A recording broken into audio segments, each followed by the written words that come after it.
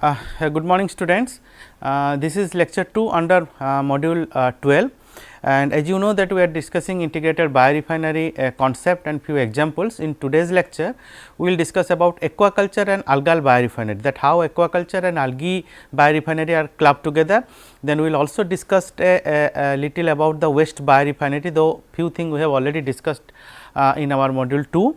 Then we will talk about hybrid chemical and biological conversion processes in the biorefinery concept.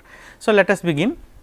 So, as you can see from this particular slide, this is about the co-processing of algal and cellulosic feedstock. You can see this algal feedstock. So, once you grow it, then you harvest it. Okay. You harvest, then harvested algal biomass. Okay. There are two things. First is that you biomass, you take it out. Second thing is that after you harvesting biomass, the culture water will remain. Okay. So, basically it is a wastewater. So, culture water containing cellulose and hemicellulose, right. So, that can goes to some recovery unit, and then finally, it can also be used for the enzyme cocktail storage tank and residual culture water for the recycling and reuse purposes.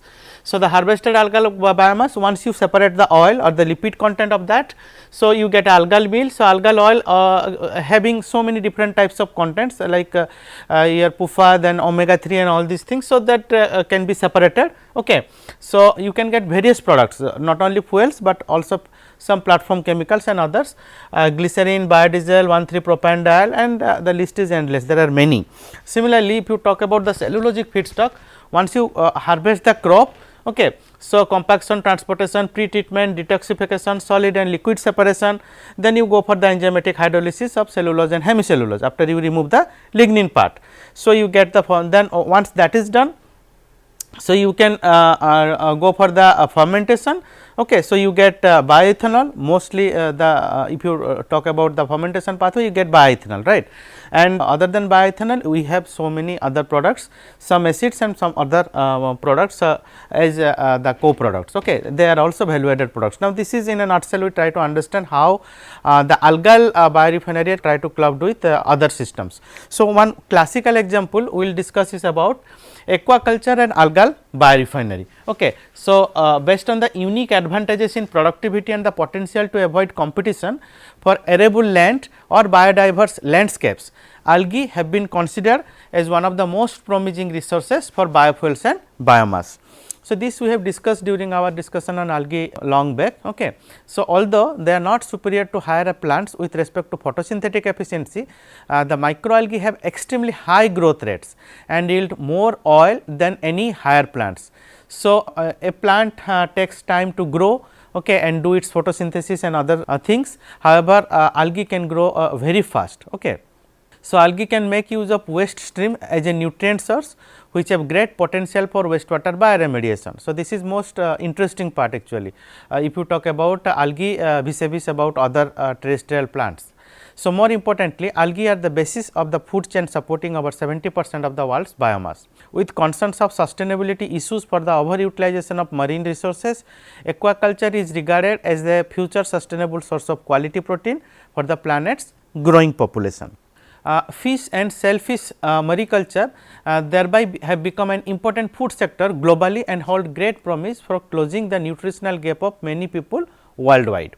However, at present the vast majority of aquaculture feed is sourced from wild fish populations. While reducing use of fish oils in aquafeed, an apparent challenge in aquaculture is to produce the final products or seafoods with high levels of omega 3 fatty acids, that is the health promoting agent for the consumers. Now, this growing concern is also a driving force for the marketing of non-fish omega 3 oils and alternative feed ingredients in aquaculture. Now, there are some aesthetic issues. Many consumers do not like to consume omega 3 that is derived from the fish oils. Okay. An algal omega 3 oil can be recovered from the extracted lipids intended for biofuel production, but policy initiatives for the meaningful integration of algal biofuel production with aquaculture industry has to be done, and thereby it will provide many economic and sustainable outcomes to the society at a large.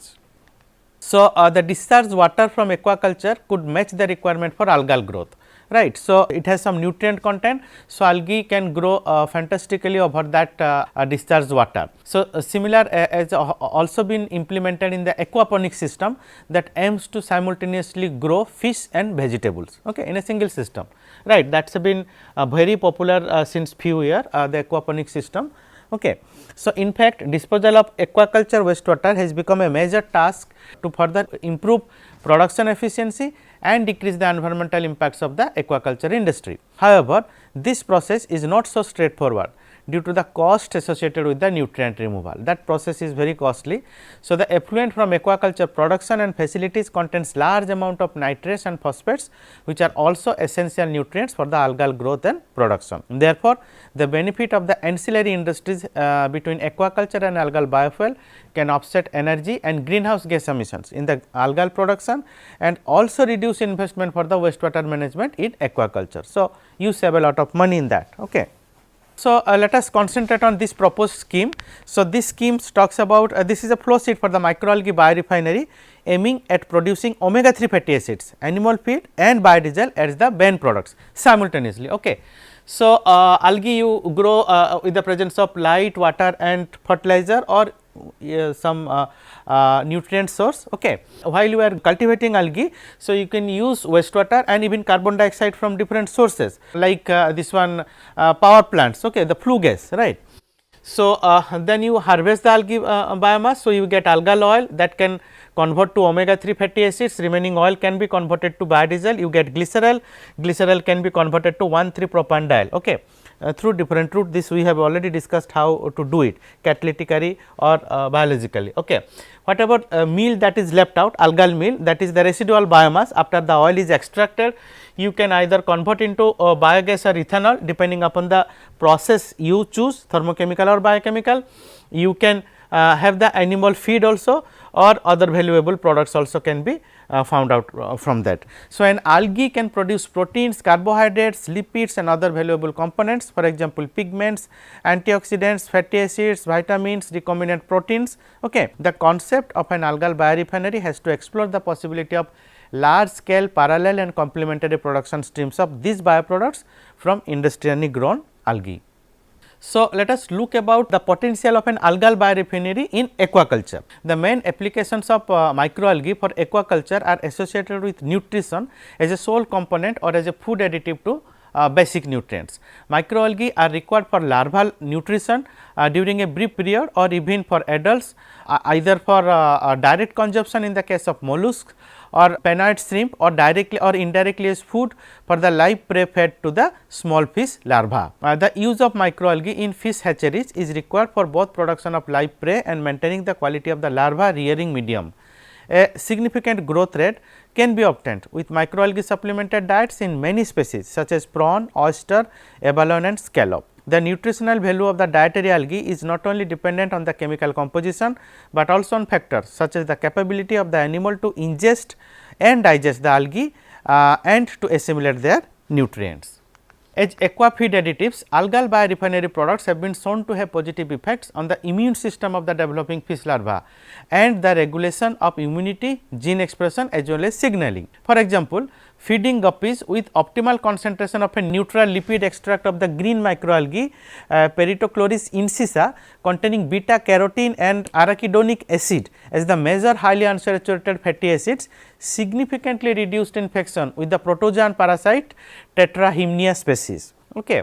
This is a very interesting work actually. So, an additive effect of this P. incisa derived beta carotene and AA rich triacyl glycerol stag was evidenced by increased guppy survival under acute salinity stress. So, as use of antibiotics in aquaculture is banned in many countries, algal aqua feed could be a more profitable venture rather than nutrient input alone. Okay. Lot of work has been going on this particular aspect. The most frequently used aquaculture feed species are Chlorella, Tetrasalmis, Isochrysis, Pavlova, then Phaedactylum, then Chaetoceros, Nanochloropsis, Skeletonema and Thalassiosida. So, combination of different algal species provides better balanced nutrition and improves animal growth better than a diet composed of only one algal species. In addition to providing protein and energy, they provide other key nutrients such as vitamins, essential polyunsaturated fatty acids, pigments and sterols, which are transferred through the food chain. Protein and vitamin content is a major factor determining the nutritional value of microalgae. In addition, omega 3 PUFAs mainly consisting EPA, AA and DHA content is of the major importance, as it has lot of commercial value. So, please have a close look at this particular slide. Here the aquaculture and algal biorefinery has been shown to stress that how algal biorefinery can be coupled with the aquaculture system. So, you see that the first one, this is the aquaculture is going on. Okay. So, the fish feed aquaculture is going on. So, algae you cultivated with that wastewater. Okay.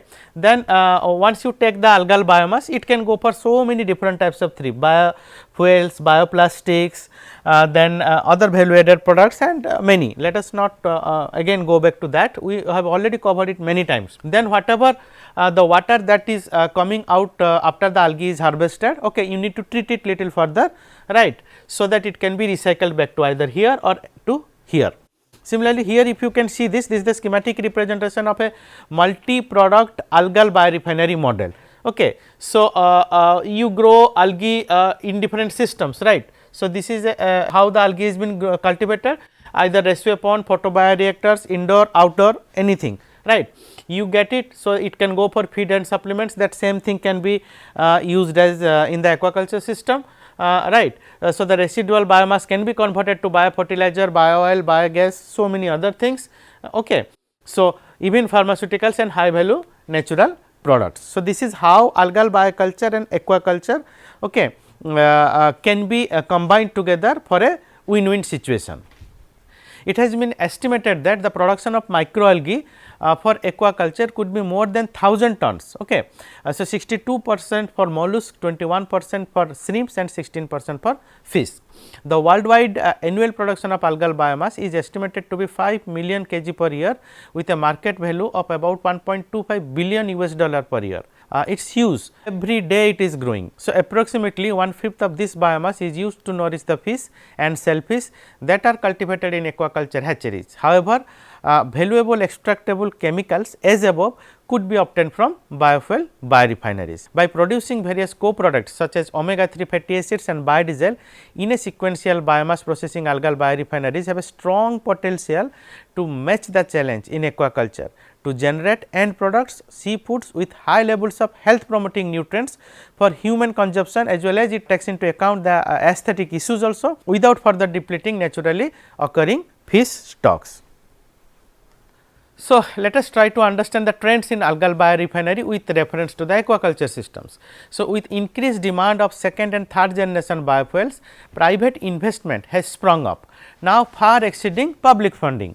Currently, no algal biorefinery is commercially operating. However, significant improvements toward commercialization have been reported by companies like Sapphire Energy, CHMM and Selena. Although algae have been recognized as a promising biofuel feedstock, it is worth noting that there are also some obstacles hindering the development of the microalgae biofuels. For instance, with current available photobioreactors, the production cost of algal biomass is 8 times higher than that of the fossil fuels, right. So, therefore, maximizing the value derived from algal biomass feedstock seems to be essential for the algal biofuel development. So, as and when you produce more and more different value added products from the algal biorefinery system, the price of the algal biofuel will come down significantly. At present, many other algal products are more profitable than biodiesel, and these products will be important to establish profitable algal biorefineries. However, it can be anticipated that demand for these products will be much more easily satisfied, which will influence the price than the demand for biodiesel, which aims to replace large proportions of fossil fuels. At present, the productivity of microalgal biomass on average can reach 80 ton per hectare per year obtained from a microalgae plant.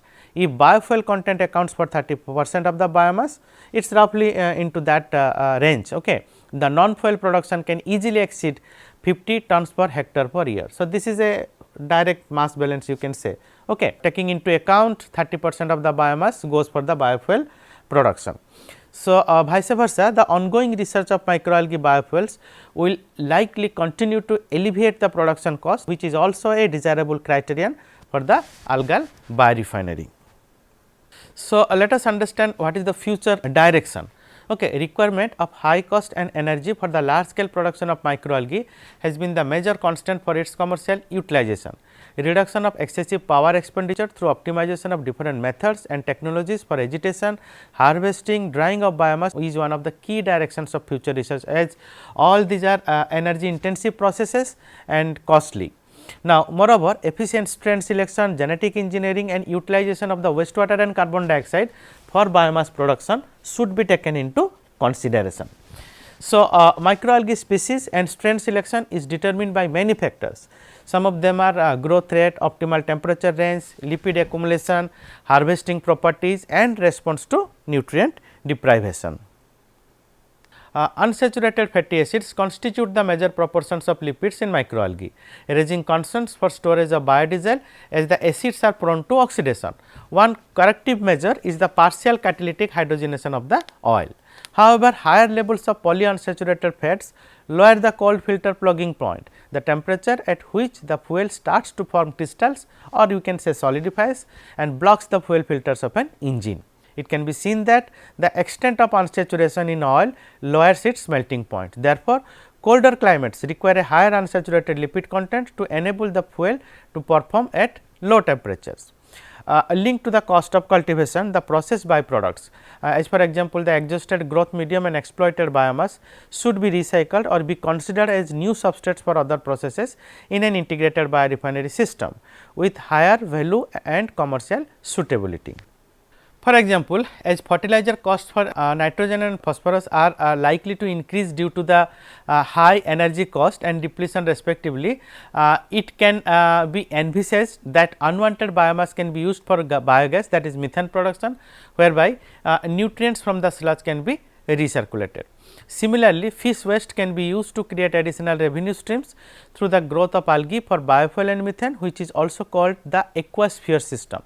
To this end, the issue of bioaccumulation of heavy metals and bioactive chemicals need to be considered if animal feed is to be produced repeatedly. Furthermore, it is important to search for native microalgae species both for biofuel production and aquaculture due to the environmental and economic benefits they offer. In aquaculture, it has been already reported that native species exhibited superior survival than laboratory species in larval P. megalonychus. However, the process of isolating and testing new species of algae is extremely labor intensive, and hatcheries are unlikely to adopt new algal species without well established culture methods and proven long term success. The enrichment of live algal feeds by altering culturing conditions and by adding supplements to the culture water may be a very fruitful area of research. Many researchers are working on this particular aspect. However, little is known about the effect of this modified feed on larval performance. More research is required on this aspect.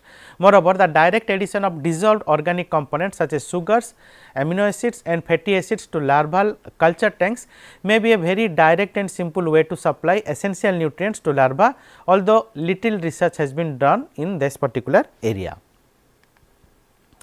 Now, we will talk about waste biorefineries. I think we discussed about waste biorefineries in one of our class long back, but we are discussing this in an integrated biorefinery context. Okay. So, a waste biorefinery is a means to valorize waste as a renewable feedstock to recover bio-based materials and energy through sustainable biotechnology. Now, this approach holistically integrates remediation and resource recovery. You can see this is the petroleum based linear economy, okay, and this is the bio based circular economy. Okay. You whatever you get the clean and environmentally clean and renewable energy, okay, it is a sustainable process, right, and this is a non sustainable process. So, it is ecologically and environmentally friendly, this is not so. Now, if you come to here, we talk about an integrated waste biorefinery, where there are different types of wastes can be this one recycled, reused, okay, as a feedstock for the waste biorefinery to have various value-added products. Now, we can have more than one different types of conversion process, whether it is biological or thermochemical. Okay. and we can have different processes, unit operations inside a single integrated waste biorefinery. Basically, as we have learned about integrated biorefinery is one in which you use different types of feedstocks, you use different types of conversion technology, and what we get is different types of products. Okay. So, waste valorization has become vital necessity, where biodegradable organic fraction of the wastes are treated employing biocatalyst under specifically maintained operating conditions. Now, this is a need of the hour, this is nothing more fancy nowadays. Okay. This is the need of the hour. So, we get biofuels, we get water that is treated, can be recycled back to the process unit, we get different types of bio based products including bioplastic, and we get bioenergy. Okay. So, traditionally, waste remediation processes are intended to reduce pollutants to safeguard the environment. Now, no more that is the case. Okay. The current pressing need to find alternative feedstocks has led to a transition from remediating waste towards refining waste to recover valuable resources.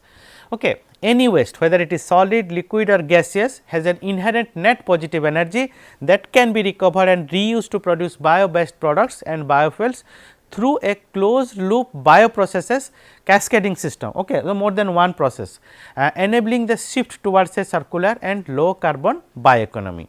The possibility is evident that bio based products, which include platform chemicals, biofuels, biocommodities, can be derived from waste at a scale that is sufficiently large. Approximately 9 GT of carbon dioxide, 650 kilometer cube of wastewater and 2.2 GT of solid waste are generated each year, making it possible to substantially satisfy both the current feedstock crisis and future sustainability requirements, and creating independence from the fossil based precursors. The integrated approach encompasses multifunctional bioprocesses in an optimized sequence to mine every constituent of waste. Nothing is waste, okay. Everything can be converted into some valuable product by a particular technology. Okay. Now, with the objectives of maximizing the productivity of mercantile intermediates and products and making the process more economical. Bioprocesses that utilize waste as a substrate for producing bio-based products require approximate technologies including acidogenesis, bioelectrogenesis, photosynthesis and photofermentation, etc. In this scenario, acidogenic fermentation is evolving as a focal process that enables a cascading progression of hydrolysis, acidogenesis, solventogenesis as well as methanogenesis. Current research is focused on navigating the acidogenic process to obtain specific high value products instead of a solely producing methane, okay, if the reaction progresses to completion. So, nobody is talking about only methane production. When you produce methane, you are also producing other valuable chemicals. It is already being produced. Nobody have ever thought of that. We have to trap them and further refine them to get a value added product. Now, that is being done. Metabolically versatile acidogenic bacteria utilize various waste along with carbon monoxide and carbon dioxide to produce a variety of high value products including short and medium chain fatty acids, alcohols, biohydrogen, biomethane, esters and other products depending on the process parameters and of course, operational conditions. A systemized interlinking of bioprocesses is the key to constructing a waste biorefinery. Effluents from acidogenic bioprocess could be used as substrates by photobiocapture clusters, which are very commonly known as PCCs, comprising photosynthetic organisms to advance treatment efficacy, assimilating gaseous wastes basically as well as recover secondary products. Now, these photobiocapture clusters have shown notable progress in the production of biofuels and commercially viable bioproducts owing to their photosynthetic and chemoautotropic machinery. Microalgae with malleable metabolisms can be cultivated in autotrophic and heterotrophic modes of nutrition utilizing carbon dioxide and the organic fraction of waste as their carbon sources. Because they can consume various feedstocks, microalgae can be employed to yield biodiesel, biomass or high value chemicals such as pharmaceuticals, nutraceuticals, antioxidants, food supplements and biofertilizers. Photobacteria have been widely applied to waste remediation through photofermentation to produce platform chemicals, bioelectricity, biohydrogen and biopolymers through photoanoxygenesis. Although there are certain challenges, the carbon dioxide biocapture cluster has the innate potential to solve energy and climate change issues in a unified approach. or in a more sustainable way also. The success of these technologies relies on the versatile metabolism of the biocatalyst and their ability to utilize waste. More work has been done on this particular development of the biocatalyst, and many people are still working day and night to develop a efficient biocatalyst. Okay. Tailoring syntropic biocatalyst into synthetic consortia, that means comprising several different organisms with this specific objective could escalate their potential to overcome their individual limitations and maximize their productivity. In addition to producing various bio-based products, the reducing equivalents, that is protons and electrons generated during the acidogenic process can be harvested as electrical energy in the presence of an electrode assembly in a microbial fuel cell through a process called bioelectrogenesis. We have already discussed about microbial fuel cell. Okay. Now, although the achievable power densities with MFCs are low at present, they can be improved with technological interventions combined with process optimization. In addition to power, MFCs have many other applications such as bioelectrochemical treatment for treating waste, microbial electrosynthesis and microbial electrolysis cell for producing high value products as well as biofuels. Electrofermentation is closely associated with the MES for steering fermentation in a bioelectrogenic environment, wherein the reducing equivalents in the anodic chamber are channelized to synthesize high value electrochemicals in the cathodic chamber through a defined circuitry control. Biocathodes are being introduced to bioelectrochemistry to balance the drawbacks of MFCs, providing economic feasibility and higher power outputs. Synthesis of various products including short, medium and long chain fatty acids, alcohol esters and diols are being researched using specifically enriched bacteria in microbial electrochemical systems. Integrating PCCs with MES is hypothesized to enhance the photosynthetic efficiency, leading to increased biomass and greater synthesis of light induced bioproducts including biodiesel, nutraceuticals, antioxidants, pigments and colorants through the transport electron flux. Photosynthetic biocathodes, with their ability to produce oxygen, develop a strongly electronegative environment for enhanced proton transport, thereby concurrently increasing the power output.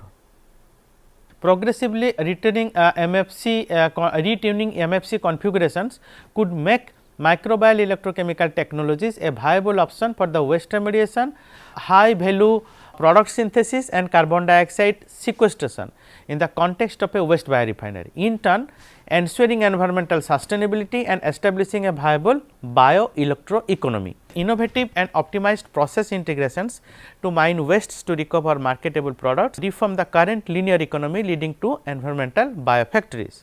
Reconfiguring the current mindset to make the closed loop approach a social norm will help to transition from the petroleum refinery to waste biorefinery, comprehensively addressing sustainable development goals.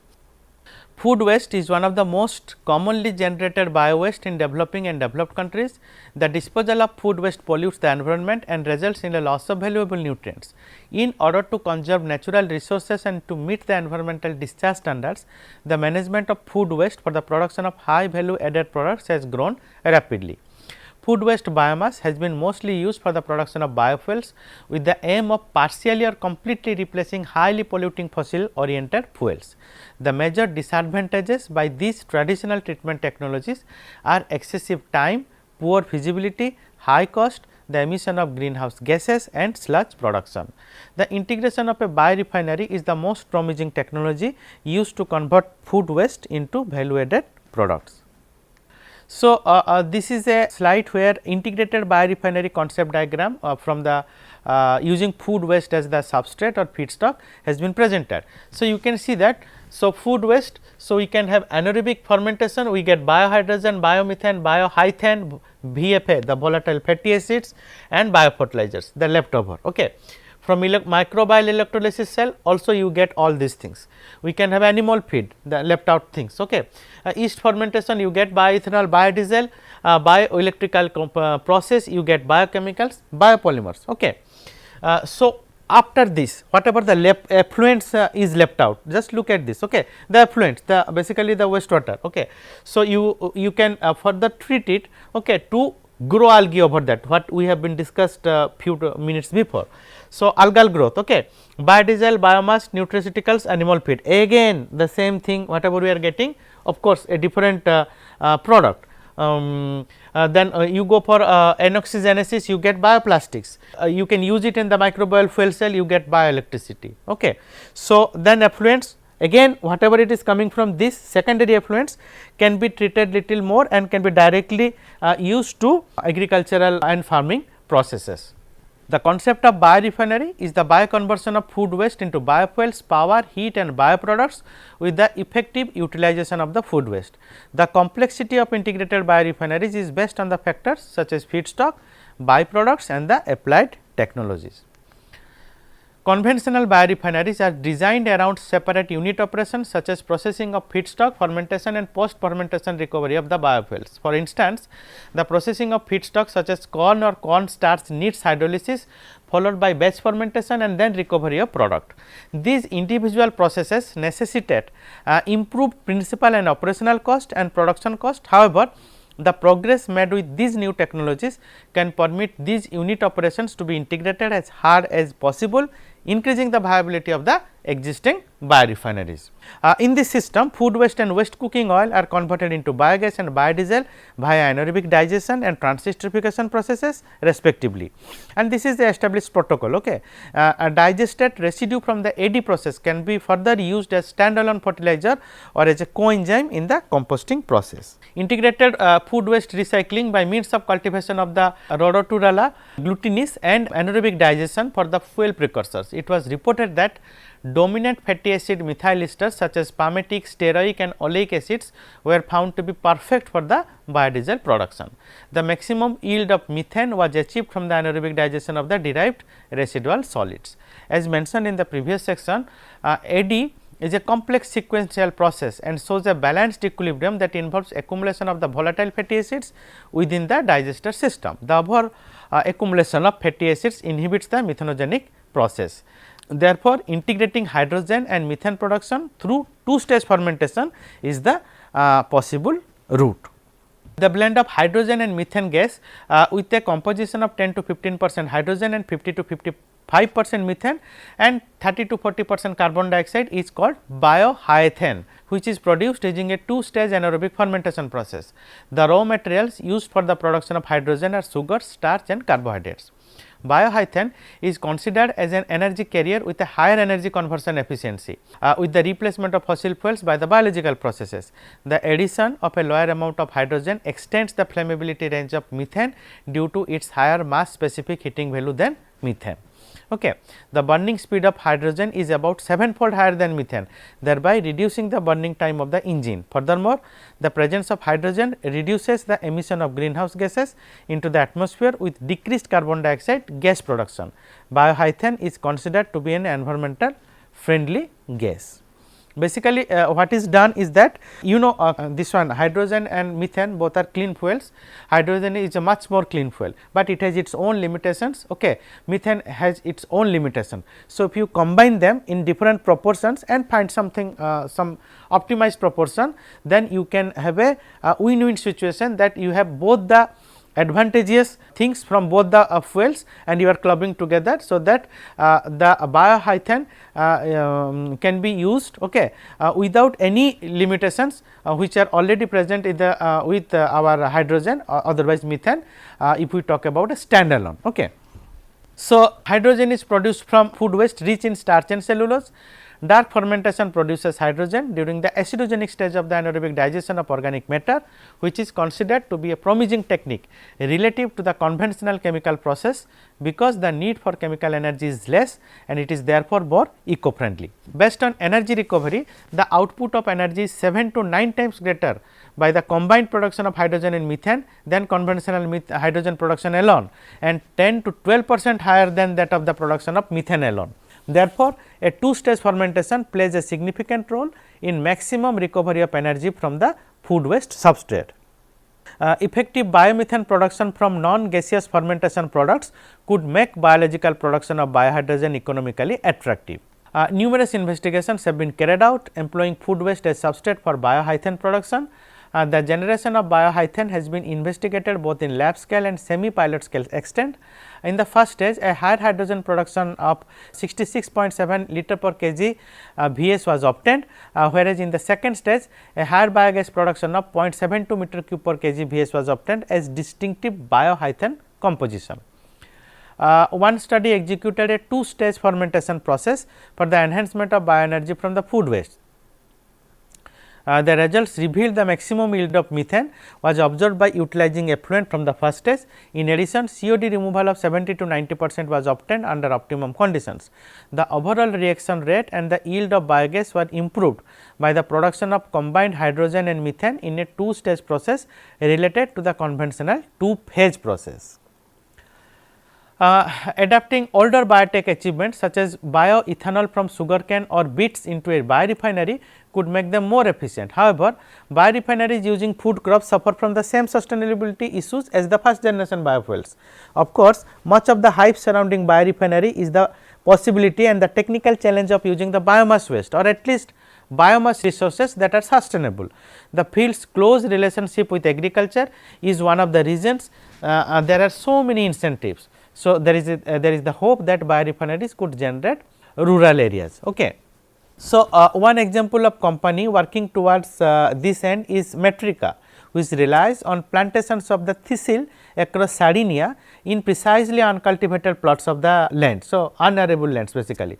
From the oil rich thistle flower and plant biomass, Metrica produces not only energy, but also a wide range of products, perhaps unfamiliar to the normal consumer, but essential to much of our daily life: chemical intermediates, plasticizers, lubricants, components of cosmetic products, and there are many more. Okay. Meanwhile, Norway has Borregaard, which describes itself as the world's most advanced biorefinery. Listed on the Oslo stock market with a market cap of over 800 million euro, Borregaard specializes in using wood as a raw material. The resulting specialty chemicals are used in field as diverse as construction and pharmaceuticals. But it is not only wood that is desirable raw material. In green biorefineries, grasslands are used instance. For example, BioWet was founded in 2005 in Germany and now sells both bio-based plastics and the grass green juice, okay, from which amino acids and proteins can be extracted and used as flavoring agents or in cosmetics. This is another success story. This is Billund's biorefinery flow process, that is in Denmark. Okay. Then there is people talks about the waste, okay, how waste can be converted. This is a classical success story. In this area, insect, that is in France, a particularly curious case. So, instead of enzymes or microbes, it uses insects for the bioconversion steps in the refinement process. Insects eat the agricultural waste such as fruit that did not meet the standards of supermarkets, and the waste is then transferred into products from aquaculture feed to nutraceuticals. And then in Denmark, the Billund biorefinery goes after other waste energy, that is sewage. Okay. Besides treating the water, this biorefinery utilizes the organic waste to produce biogas, fertilizer and bioplastic. So, now we will talk about the hybrid chemical and biological conversion process with respect to the integrated biorefinery concept. So, hybrid biomass conversion technologies have both biochemical and thermochemical steps. For example, heterogeneous catalytic processes for converting aqueous phase sugars into hydrocarbons have been developed. The overall process still requires a clean sugar stream generated from the pretreatment and enzymatic hydrolysis of lignocellulosic biomass, but uses supported metal oxide catalyst to make aromatic hydrocarbons instead of yeast to ferment sugars to ethanol. Now, if you recall, many times I have told you during our some other lectures that this catalyst, okay, supported metal oxide catalyst has a huge role in the biorefinery concept. Okay, right. You talk about any other processes, catalytic conversion process, you need an efficient catalyst. Okay. Now, at present also the catalysts which are commercially available are extremely costly. So, there is lot of research going on how to develop efficient catalyst from different types of waste, industrial waste, bio waste and other wastes. Okay. Another hybrid under development uses the gasification to deconstruct lignocellulosic biomass to produce syngas, then a biochemical conversion step to ferment the intermediate syngas to produce ethanol or other chemical. Syngas quality is still a challenge as impurities can adversely affect the fermentation microorganisms, but the process is less sensitive to syngas composition, that means hydrogen to carbon monoxide ratio, carbon dioxide and nitrogen concentration. Syngas compression is also not needed for the ambient pressure process, but optimizing mass transfer is critical for efficiency. The main disadvantage of biochemical degradation and conversion process is their inability to process the lignin fraction of the biomass feedstock. This inherently results in a loss of carbon and thus an inefficient feedstock uses. Purely thermochemical conversion processes on the other hand are characterized by their own low product selectivity and thus relatively low yields. This is a syngas fermentation process flow chart where the feedstock is being gasified here. Okay, then the syngas, there are many other processes as I told you many times. This is just a simple schematic to make you understand. Then it goes to the fermenter, the syngas is getting fermented. Okay. Then it goes to a distillation column where you get ethanol as the distillate. Okay. Now, hybrid biorefineries employ both previously introduced bioconversion platform, that is biological and thermochemical conversion platforms simultaneously. By using a thermochemical degradation step like pyrolysis or gasification followed by a biochemical conversion step, the usage of the biomass feedstock and the production of the desired products is significantly increased. Now, these characteristics make the two platform biorefinery perhaps the most integrated design as of now. Okay. So, the fermentation of syngas from biomass gasification is another possible route for ethanol production from woody biomass. In this process, the ethanol synthesis is realized by a biological fermentation. So far, only very limited information is available about complete process analysis for biomass derived syngas fermentation. Now, this process is realized in 5 major process steps discussed below or shown here.